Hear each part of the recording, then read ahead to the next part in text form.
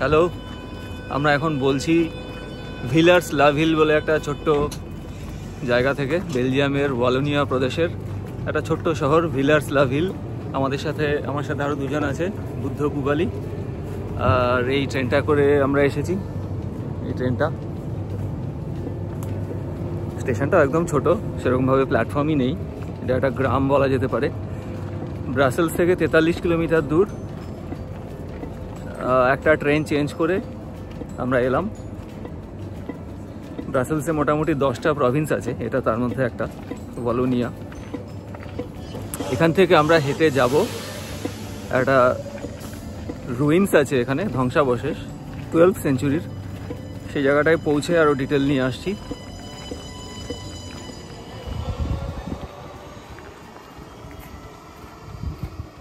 আজকে ওয়েদারও খুব সুন্দর, নীল আকাশ, সাদা সাদা মেঘ।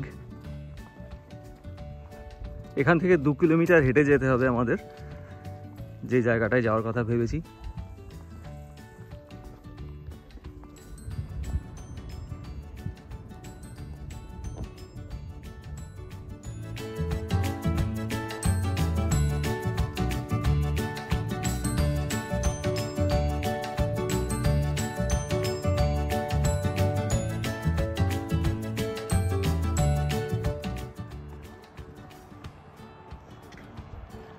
একটা মজার জিনিস দেখাই, এখানে একটা ছোট্ট লাইব্রেরি রাস্তার উপরে,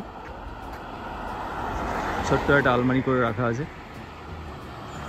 ভিলার্স লা ভিলে এই ছোট্ট মিউনিসিপ্যালিটি বলা যায়। আজকে ওয়েদারটা দারুণ।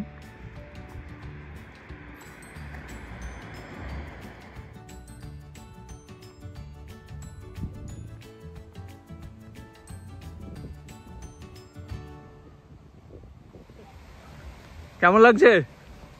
জায়গাটা একটা প্রকৃতির পুরো স্বাদ পাওয়া যাচ্ছে। আমরা একটা গ্রামের মধ্যে ঢুকে পড়েছি। ইউরোপের গ্রাম, অপূর্ব জায়গা।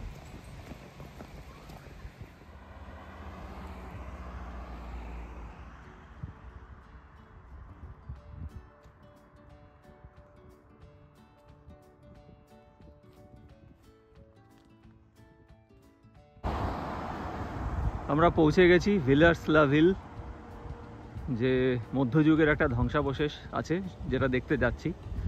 আজকে শনিবার, সেই জন্য অনেক গাড়ি পার্ক করা আছে। আমরা যদিও ট্রেনে এসেছি, ট্রেন থেকে নেমে 24-25 মিনিট মতো হাঁটা, প্রায় 2 কিলোমিটার। এখান দিয়ে আমরা যাব হচ্ছে এন্ট্রি, টিকিট কাটতে হবে। কত প্রাইস এখনও জানি না, সম্ভবত 15 ইউরো মতো হবে, সেটা দেখছি গিয়ে। দূরে ঘন সবুজ জঙ্গল, আজকে আকাশের কালার অসাধারণ। এই ধ্বংসাবশেষের ইতিহাসটা খুবই ইন্টারেস্টিং। 1146-এ এই মনাস্ট্রিটা বানানো শুরু হয়েছিল। ভিলার্স লা ভিলের এন্ট্রি পয়েন্টে এসেছি। এখান থেকে টিকিট করতে হবে, 10 ইউরো করে পার টিকিট, স্টুডেন্টদের জন্য একটু কম। এন্ট্রি পয়েন্ট থেকে টিকিট বুক করে আমরা ঢুকে পড়েছি ভিলার্স লা ভিল অ্যাবের মধ্যে।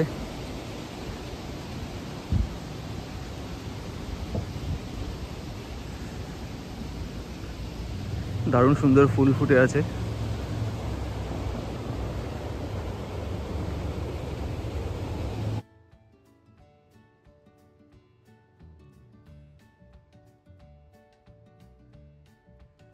এখন এগিয়ে যাচ্ছি।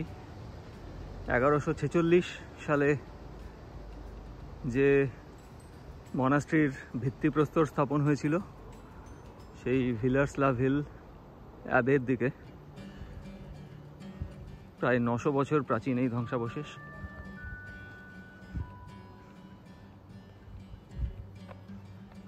আমার পেছনে 1146-এ যে মনাস্ট্রির ভিত্তিপ্রস্তর স্থাপন হয়েছিল তার ধ্বংসাবশেষ দেখতে পাচ্ছি। ভিলার্স লা ভিল অ্যাবে, অ্যাবে মানে হচ্ছে মনাস্ট্রি। 1146 সালে এর ফাউন্ডেশন হয় এবং 13th সেঞ্চুরিতে এর মোটামুটি পুরো কমপ্লিট হয়। এই মনাস্ট্রির ইতিহাস মোটামুটি 600 বছর। তারপরে 1796 সালে ফ্রেঞ্চ রিপাবলিকানরা এই মনাস্ট্রিটাকে ধ্বংস করে দেয় এবং সেই সময়কালটা হচ্ছে ফরাসি বিপ্লবের সময়। রাস্তার পাশে এরকমভাবে দেওয়া আছে পুরো টাইম সিরিজটা। একদম শেষ সময়টা হচ্ছে 1796, যখন এই মনাস্ট্রিটাকে পুরো অ্যাবান্ডন করে দেওয়া হয়। এরকমভাবে পুরো টাইম সিরিজটা দেওয়া আছে রাস্তার পাশে। Là-bas, le jardin commercial de fleurs et tout ça, tu vois ici, comme il n'y a pas vraiment de rayon de soleil, c'est un peu terne comme endroit. 1146 সালে তৈরি হওয়া সেই অ্যাবে, Mais oui, তার ভেতরে ঢুকে এসেছি এবার। বিশাল বড় area. en fait, moi j'étais venu. এই ভিলার্স লা ভিল Photographie, acheter un sac pour ça. Brussels থেকে 43 কিলোমিটার দূরে, এই 47 বর্গ কিলোমিটার জায়গা জুড়ে এই ছোট্ট শহর।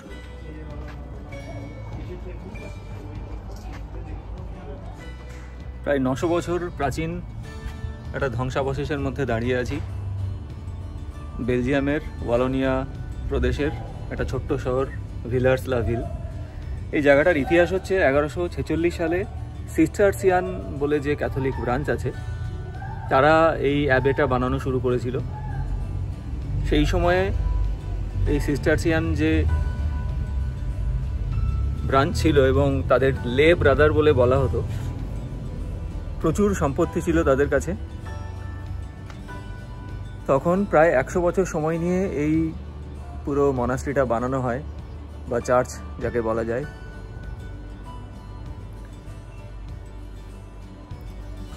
দীর্ঘ প্রায় 600 বছর ধরে এই মনাস্ট্রি ফাংশনাল ছিল।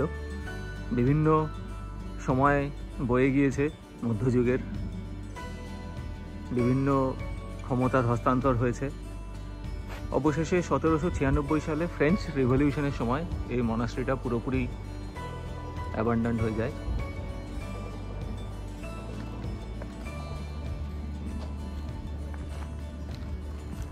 এখানে বিভিন্ন জায়গাগুলো মার্ক করা আছে, কোনোটা কিচেন, কোনোটা চার্চ, ইনফার্মারি।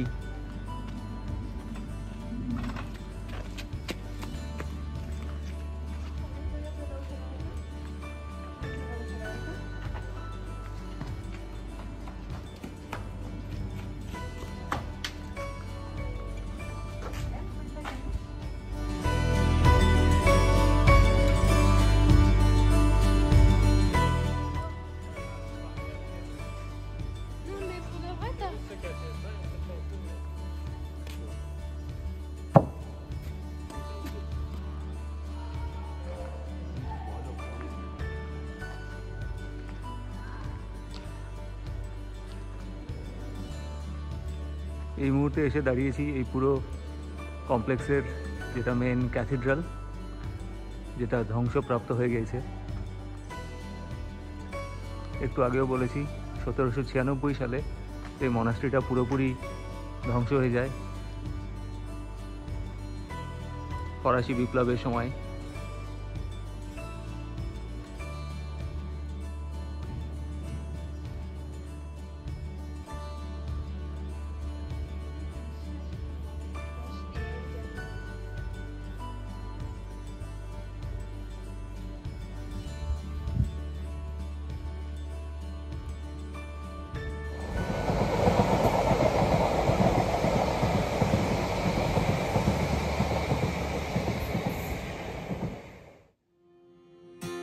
আমরা এখন আছি একটা প্রিজনের মধ্যে।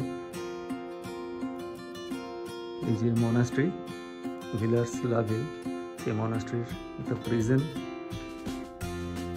900 বছর প্রাচীন জেলখানার মধ্যে। এরকম অদ্ভুত অনুভূতি হচ্ছে। এর মধ্যে এই ডানজিয়নগুলোর মধ্যে আটকে রাখা হতো। বাইরে লেখা আছে দেখলাম, মাইনর অপরাধ যারা করতো তাদেরকে এখানে আটকে রাখা হতো। মাইনর অপরাধ বলতে কোনো বিশৃঙ্খলা জাতীয় কিছু হবে।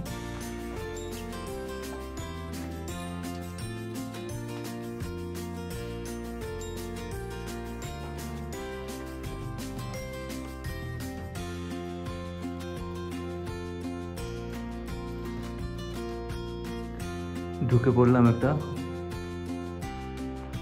প্রিজনের জেলখানার ঘরের মধ্যে। সম্পূর্ণ অন্ধকার, শুধু একটা ছোট্ট ফাঁকা দিয়ে শুধু আলো আসছে। ভাবছি আজ থেকে 900 বছর আগে যে মানুষটা এখানে থাকতো, এইটুকু ফাঁকা দিয়ে তার আকাশ দেখার সৌভাগ্য হতো।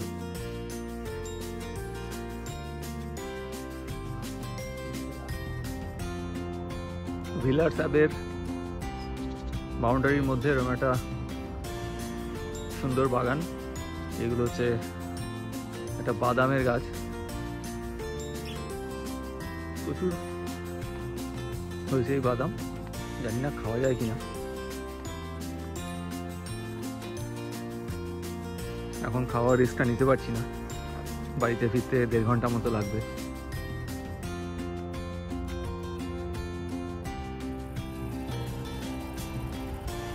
ভিলার্স অ্যাবে থেকে বেরিয়ে এসেছি। এই মুহূর্তে দাঁড়িয়ে আছি একটা ভিউ পয়েন্টে, অনেকটা উপরে উঠে এসে। চারিদিকে বুনো ফুল ফুটে রয়েছে, অসাধারণ দৃশ্য। দূরে ঘন জঙ্গল, তার সামনে এই ধ্বংসাবশেষ, 900 বছর প্রাচীন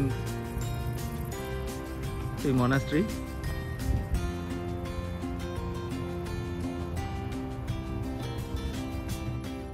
ভিলার্স লাভ হিল থেকে ফিরছি এখন স্টেশনের দিকে।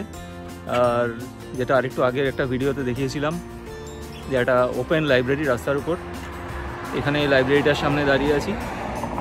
আর এখানে একটা খুব ইন্টারেস্টিং জিনিস দেখানোর জন্য দাঁড়ালাম। ইন্টারেস্টিং জিনিসটা হচ্ছে এই লাইব্রেরিটাতে রাজস্থান এবং গুজরাটের ওপর একটা বই। বেলজিয়ামের একটা ছোট্ট মিউনিসিপ্যালিটি, সেইখানকার একটা রাস্তার উপর ওপেন লাইব্রেরি, সেখানে রাজস্থান এবং গুজরাটের ওপর বই দেখে একটু অবাকই লাগছে। সব যদিও ফরাসি ভাষায় লেখা, দা ভিঞ্চি কোড আছে এখানে, খুলে দেখলাম, কিন্তু সেটা ফরাসিতে।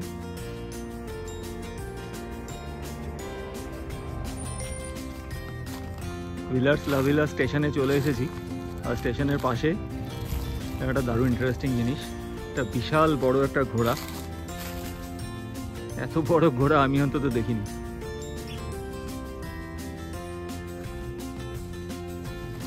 ঘোড়াটা আবার এগিয়েও আসছে।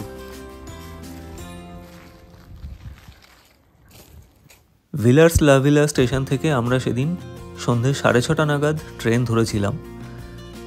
ট্রেন ধরে ব্রাসেলস পৌঁছতে আমাদের মোটামুটি 7:30 বেজেছিল সন্ধেবেলা।